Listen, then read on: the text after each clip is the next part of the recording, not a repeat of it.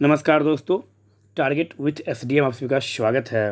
हम उम्मीद करते हैं कि आप सभी बहुत अच्छे से होंगे और स्वस्थ होंगे। तो चलिए चलते हैं अफ्रीका महाद्वीप, जो हम लोगों का मैप सीरीज जो चल रहा है उसी में यह एक अगला सीरीज है।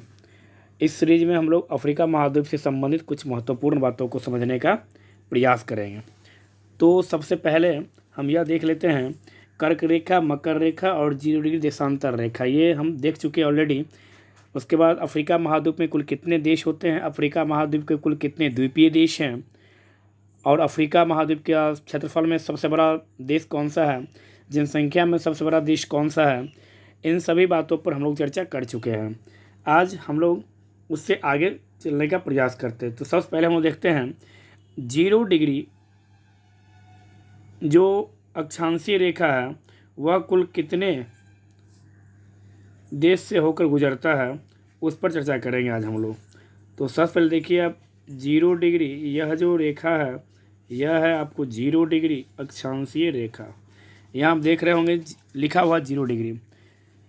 तो 0 डिग्री जिसे इक्वेटर कहते हैं, जिसे विषुवत रेखा या भूमध्य रेखा कहते हैं, यह अफ्रीका के कुल 7 देशों से होकर गुजरता है। कितने देशों से? 7 देशों से। सबसे पहले तो यह आप याद रखेंगे। तो पूर्व से पश्चिम चलेंगे हम लोग, तो सबसे पहला कंट्री है यहाँ पर आप देख सकते हैं सोमालिया। उसके बाद है यहाँ पर केन्या। केन्या के बाद है रिपब्लिक, मतलब क्या, रिपब्लिक ऑफ डेमोक्रेटिक कांगो, या आप इसे बोल सकते हैं रिपब्लिक ऑफ कांगो। उसके बाद है रिपब्लिक कांगो। उसके बाद है गैबोन, और गैबोन के बाद है यहाँ पर साओ टोमो जो यहाँ पर स्थित है। तो कुल कितने देशों से पूछता है कि निम्नलिखित में से कौन सा देश ऐसा है जिससे अफ्रीका का जिससे विषुवत रेखा नहीं गुजरती है, या जिससे विषुवत रेखा गुजरती है। पश्चिम से पूर्व जब कहे तो सबसे पहले साओ टोमो, साओ टोमो के बाद गैबोन, गैबोन के बाद कांगो, कांगो के बाद Republic of Congo, Republic of Congo के बाद युगांडा, युगांडा के बाद केन्या, केन्या के बाद सोमालिया। इसी को जब पूर्व से पश्चिम बोले तो सोमालिया पहले आएगा, उसके बाद केन्या, उसके बाद युगांडा, युगांडा के बाद Republic of Congo, Republic of Congo के बाद कांगो, कांगो के बाद गैबोन, और गैबोन के बाद साओ टोमो। मतलब क्या, सबसे पश्चिमी देश जिससे विषुवत रेखा गुजरती है अफ्रीका महाद्वीप के, साओ टोमो। सबसे पूर्वी देश अफ्रीका का जिससे विषुवत रेखा गुजरती है तो वो हो जाएगा कौन सा? सोमालिया। यह आप यहाँ सा याद रखेंगे। अब हम लोग चलते हैं इससे आगे, मतलब यह देखते हैं हम लोग कि तट से लगा हुआ जो है वह अफ्रीका महाद्वीप का एक एक करके देश देखेंगे हम लोग। सबसे पहले आप देखिए यहाँ पर है मोरक्को। मोरक्को के बाद है वेस्टर्न सहारा, मतलब क्या, पश्चिमी सहारा। उसके बाद है मारितानिया, मारितानिया के बाद है यहाँ पर आप देख सकते हैं सेनेगल, सेनेगल के बाद है यहाँ पर गाम्बिया, गाम्बिया के बाद है बिसाऊ गिनी या गिनी बिसाऊ।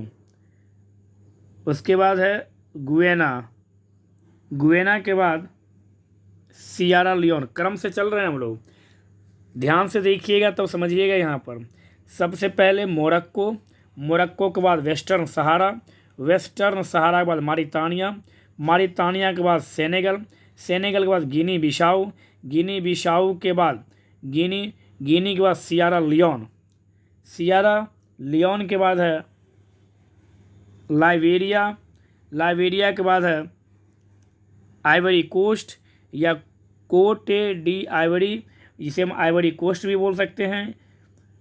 उसके बाद है घाना,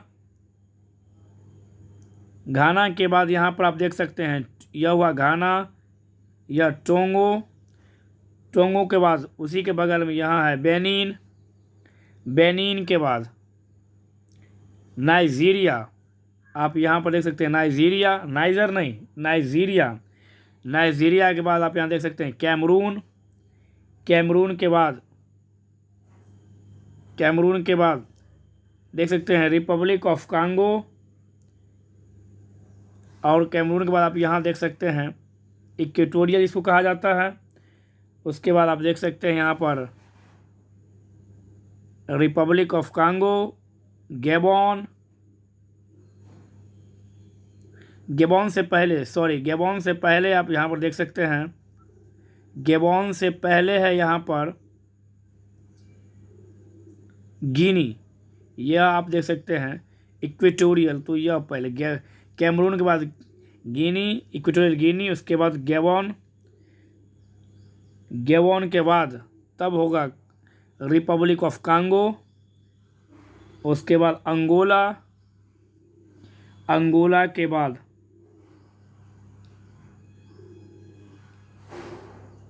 डेमोक्रेटिक रिपब्लिक ऑफ कांगो, उसके बाद नामीबिया, नामीबिया के बाद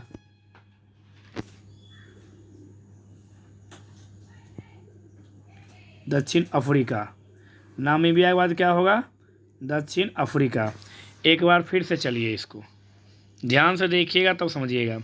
सबसे पहले है यहाँ पर क्या, तो मोरक्को, मोरक्को के बाद वेस्टर्न सहारा, वेस्टर्न सहारा के बाद मारितानिया, मारितानिया के बाद सेनेगल, सेनेगल, सेनेगल के बाद गिनी,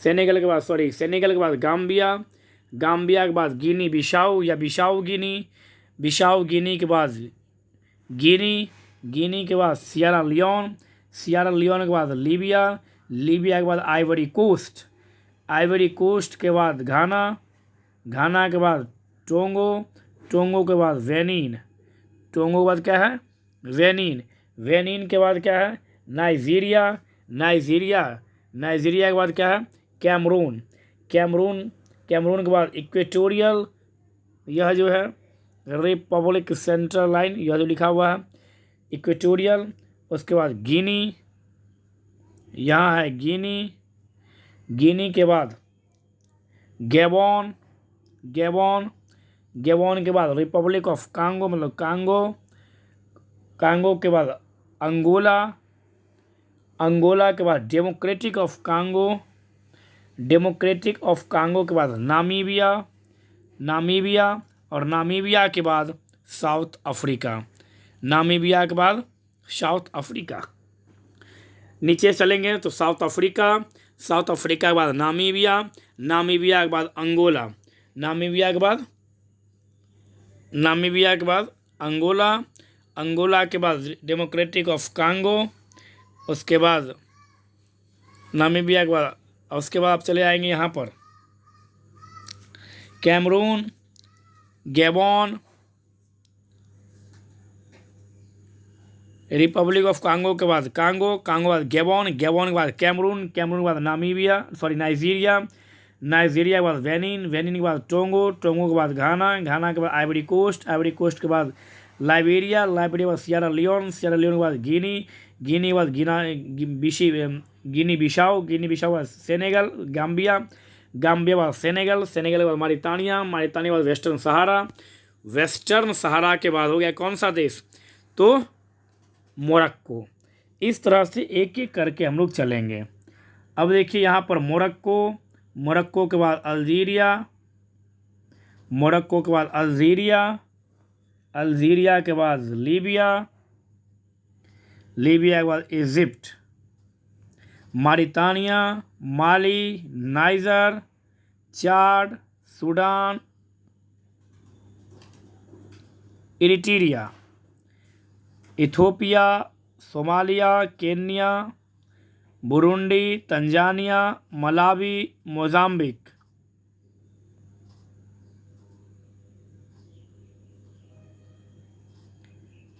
जाम्बिया, जिम्बाब्वे, बोत्सवाना।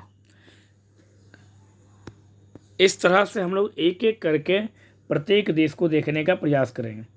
यह जो है वेस्टर्न सहारा, वेस्टर्न सहारा कुल 11 देश की सीमा से में फैला हुआ, मतलब क्या विश्व का अग्रम मरुस्थल जो है सहारा मरुस्थल, वह कुल 11 देश में फैला हुआ, अफ्रीका के 11 देशों में वेस्टर्न सहारा, इस प्रकार से कुल क्षेत्र है इसका वेस्टर्न सहारा का। अब देखिए कौन कौन सा देश फैला हुआ है। सबसे पहले है मोरक्को, सहारा मरुस्थल जो है वह कुल 11 देशों में फैला हुआ है। यह आप कुछ इस तरह से उसका क्षेत्र है, यह आप कुछ याद रखेंगे। कौन कौन सा देश है, सबसे पहला मोरक्को, मोरक्को के बाद वेस्टर्न सहारा, वेस्टर्न सहारा के बाद मारितानिया, यह हुआ मारितानिया, मारितानिया के बाद अल्जीरिया, अल्जीरिया के बाद लीबिया, लीबिया के बाद इजिप्ट एज ए मिस्र, मिस्र के बाद ट्यूनीसिया, यहाँ पर है ट्यूनीसिया, ट्यूनीसिया के बाद सूडान, सूडान के बाद चाड, चाड के बाद नाइजर, यह हुआ चाड नाइजर, उसके बाद माली। फिर से देखिएगा, मोरक्को, मोरक्को के बाद वेस्टर्न सहारा, उसके बाद मारितानिया, अल्जीरिया, लीबिया, अल्जीरिया, लीबिया, मिस्र, ट्यूनीसिया, सूडान, चाड, नाइजर और माली। तो आपसे पूछे कि सहारा मरुस्थल कुल कितने देशों में फैला हुआ है, तो सहारा मरुस्थल जो है वह कुल 11 देशों में फैला हुआ, अफ्रीका महाद्वीप के कुल 11 देशों में फैला हुआ है। कौन कौन सा देश है, तो मोरक्को, वेस्टर्न सहारा, Tunisia, Libya, Egypt, Algeria, मारितानिया, Mali, Niger, Chad, Sudan और इजिप्ट एज ए मिस्र में। इरिट्रिया में इसका विस्तार नहीं है, यह भी यहाँ से हम लोग थोड़ा सा याद रखेंगे। और यहाँ पर आप देख रहे होंगे 2 देश के बारे में यहाँ पर दिया हुआ है। यह है आपका पूरा जो भाग है, इस तरह से जो कुछ हिस्सा है, यह है साउथ अफ्रीका का। उसमें आप यहाँ पर देख रहे होंगे एक है स्वाजीलैंड और एक है लेसोथो। मतलब क्या, चारों तरफ से अफ्रीका जो है, दक्षिण अफ्रीका, वह इन दोनों देशों को घेरे हुए हैं। तो दक्षिण अफ्रीका में 2 देश है जो भूमिबद्ध है, जो दक्षिण अफ्रीका के चारों तरफ से घिरे हुए हैं। कौन कौन सा देश, स्वाजीलैंड और लेसोथो, जो यहाँ से आपको क्लियर हो रहा है। यह भी आप थोड़ा सा यहाँ से याद रखेंगे। और यहाँ पर कौन सा सागर है, अटलांटिक महासागर। तो जितना भी देश अभी हम लोग कुछ इस तरह से देखे थे, कुछ इस तरह से, यह सभी आप देख सकते हैं तट पे किससे लगा हुआ है, अटलांटिक महासागर से इस देश का सीमा लगा हुआ है। आप यहाँ से यह भी याद रखेंगे कुछ इस तरह से, जो इतना देश जो है जिसका सीमा किससे लगा हुआ है, तो जिसका सीमा अटलांटिक महासागर से लगा हुआ। अब देखिए यहाँ पर है अंगोला, यहाँ है अंगोला, और अंगोला में है क्या, तो कटंगा का पठार। कटंगा का पठार कहाँ है, तो अंगोला में है कटंगा का पठार। और बाई का पठार भी कहाँ है, अंगोला में। और हुएला पठार, यह अंगोला और नामीबिया की सीमा पर है। कौन सा पठार, तो हुएला पठार अंगोला और नामीबिया की सीमा पर स्थित है। एक है क्यू झील, जो रवांडा और रिपब्लिक ऑफ कांगो के बीच स्थित है। किसके बीच, रवांडा यहाँ हो गया और रिपब्लिक ऑफ कांगो, इस दोनों के बीच जो स्थित है। यहाँ पर इस तरह देख रहे हैं हरा कलर का, तो यह जो झील है यह रवांडा और रिपब्लिक ऑफ कांगो के बीच। कौन सा झील, क्यू झील, किसके बीच स्थित है, रवांडा और रिपब्लिक ऑफ कांगो के बीच स्थित है। एक है एडवर्ड झील, जो डेमोक्रेटिक रिपब्लिक ऑफ कांगो और युगांडा के बीच स्थित है। तो अब आप यहाँ पर से खोजेंगे युगांडा और डेमोक्रेटिक रिपब्लिक ऑफ कांगो कहाँ है, तो इन दोनों के बीच Democratic Republic of Congo, Democratic Republic of Congo और युगांडा, इन दोनों के बीच जो झील स्थित है उस झील को कहते हैं हम लोग एडवर्ड झील। एडवर्ड झील किसके बीच स्थित है, तो एडवर्ड झील डेमोक्रेटिक रिपब्लिक ऑफ कांगो और युगांडा के बीच स्थित है। एक है अल्बर्ट झील, कौन सा झील, अल्बर्ट झील, अल्बर्ट झील। अल्बर्ट झील जो है यह भी डेमोक्रेटिक रिपब्लिक ऑफ कांगो और युगांडा, रवांडा नहीं, युगांडा के बीच स्थित है। यह आप यहाँ से याद रखेंगे। एक झील है तुर्कान झील, जो केन्या, युगांडा और इथियोपिया, इन तीनों के बीच स्थित है। केन्या, युगांडा और इथोपिया। केन्या, युगांडा और इथोपिया, मतलब क्या, यहाँ पर जो झील स्थित है, यहाँ पर यह झील है तुर्कान झील, जो केन्या, युगांडा और इथोपिया की सीमा पर स्थित है। अब यहाँ पर हम देखेंगे असल झील। असल झील किसके किसके बीच स्थित है? तो असल झील जो है यह जिबूती में स्थित है। जिबूती कहाँ पर है?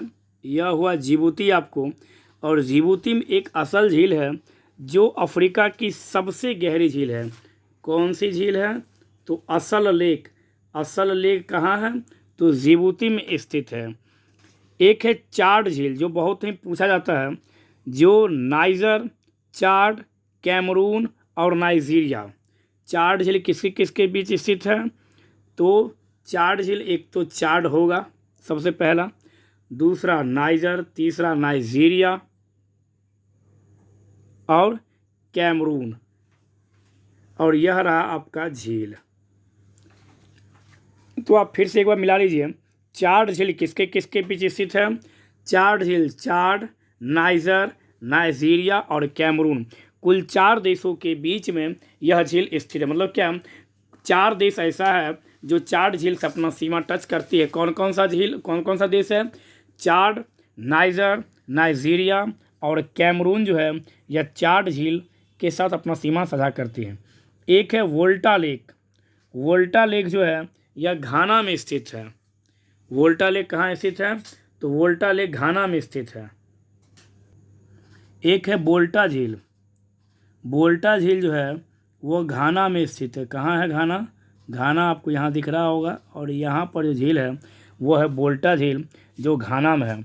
यह झील विशेषता क्या थी? यह मानव निर्मित झील है। वोल्टा लेक, वोल्टा लेक जो है जो घाना में स्थित है वह एक मानव निर्मित झील है।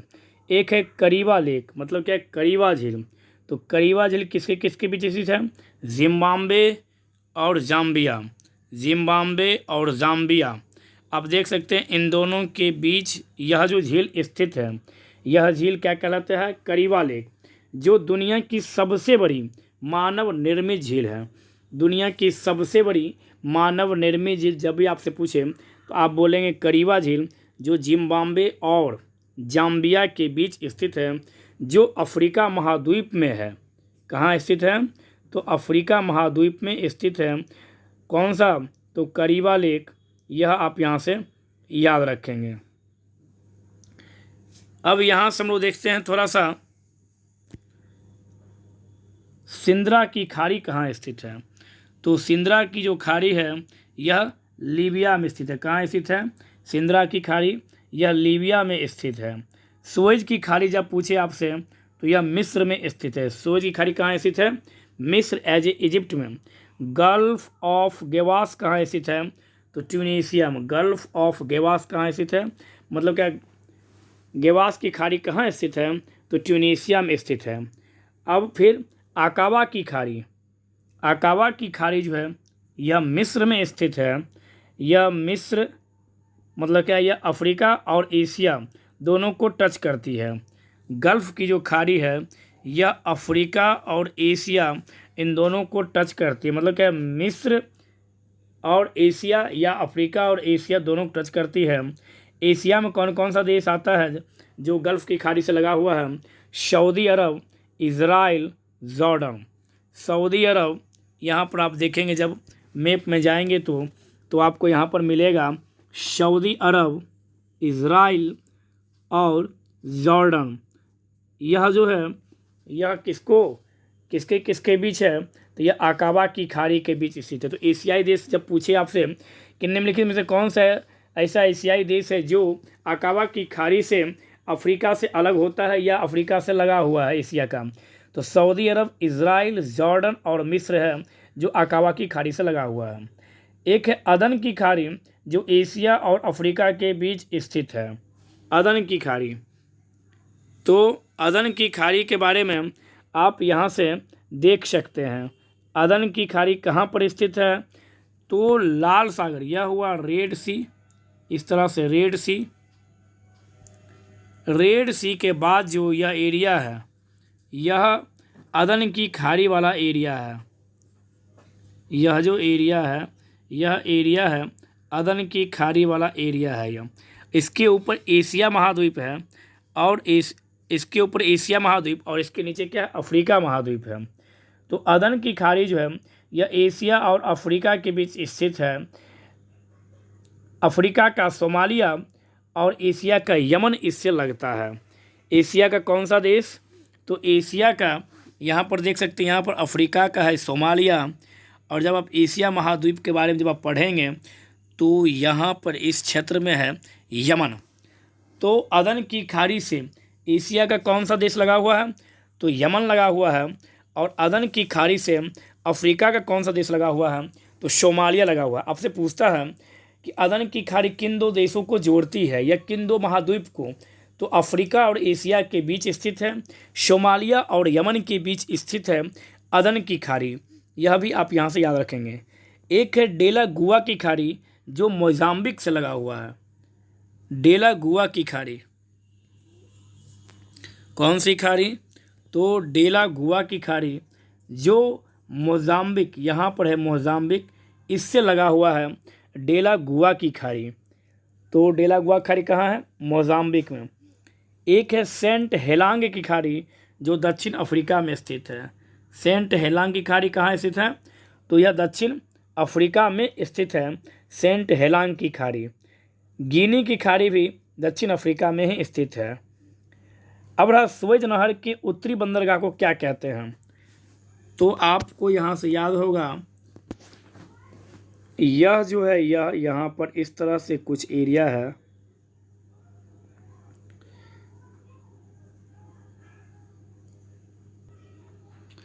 यह हुआ आपका इजिप्ट एज ए मिस्र, और यह हुआ सुएज नहर। तो यह पूछता है कि सुएज नहर के उत्तरी बंदरगाह को क्या कहते हैं। सुएज नहर की उत्तरी बंदरगाह को पोर्ट सईद कहते हैं जो भूमध्य सागर से लगा हुआ है। आप यहाँ पर देख सकते हैं मेडिटेरियन सी लिखा हुआ है जो भूमध्य सागर से लगा हुआ है। तो सुएज नहर के उत्तरी बंदरगाह मतलब क्या, सुएज नहर के उत्तर में जो बंदरगाह स्थित है उस बंदरगाह को पोर्ट सईद कहते हैं जो भूमध्य सागर से लगा हुआ है। जबकि इसी मतलब क्या, सुएज नहर के दक्षिण में जो बंदरगाह स्थित है उस बंदरगाह को कहते हैं हम लोग पोर्ट सुएज, मतलब क्या बंदरगाह सुएज के नाम से जानते हैं। यह आप यहाँ थोड़ा सा याद रखेंगे। सहारा जो मरुस्थल है उसको, सहारा मरुस्थल जो है वह कुल 11 देशों में फैला हुआ है। यह आपको ऑलरेडी बताया जा चुका है। तो आज हम लोग यहीं तक देखने का प्रयास करते हैं, क्योंकि कुछ लंबा वीडियो यदि हो जाएगा तो मैं प्रैक्टिस में थोड़ी सी दिक्कत आने लगेगी। इस कारण से अब हम लोग यहीं पर इस क्लास को समाप्त करते हैं। इस वीडियो को अधिक से अधिक लोगों तक आप लोग शेयर कीजिए, इस चैनल को सपोर्ट कीजिए, सब्सक्राइब कीजिए, लाइक कीजिए एंड कमेंट्स कीजिए। धन्यवाद। मज़े से रहिए, स्वस्थ रहिए, मस्त रहिए, बड़ों का सम्मान कीजिए, छोटों को प्यार दीजिए।